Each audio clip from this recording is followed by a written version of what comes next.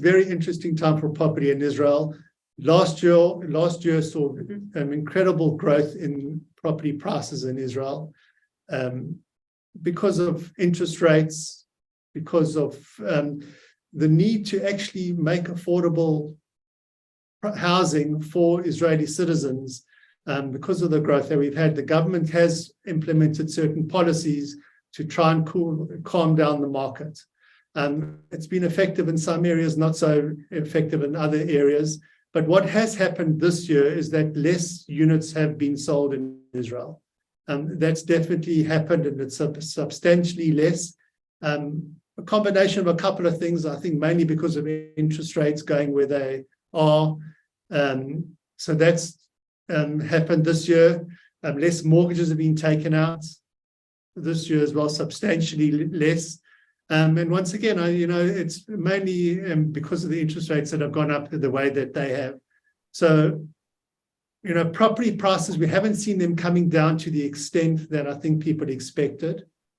And that's really driven by certain factors that aren't going away. And I've just looked at some stats.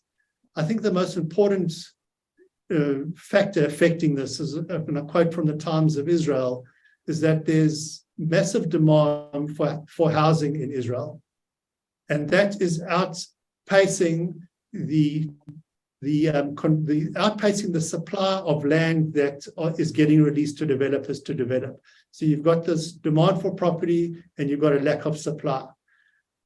If you look at the stats, they anticipate by the year 2040 that the population of Israel we have 12.5 million people living here. At the moment, we've got just under 1.5 million.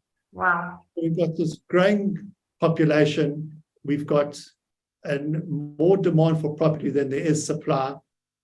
So although this year we have seen, the markets calming, there was a plan in 2017 where the government at the time, they wanted to double the number of apartments that were going to be built by the year 2040.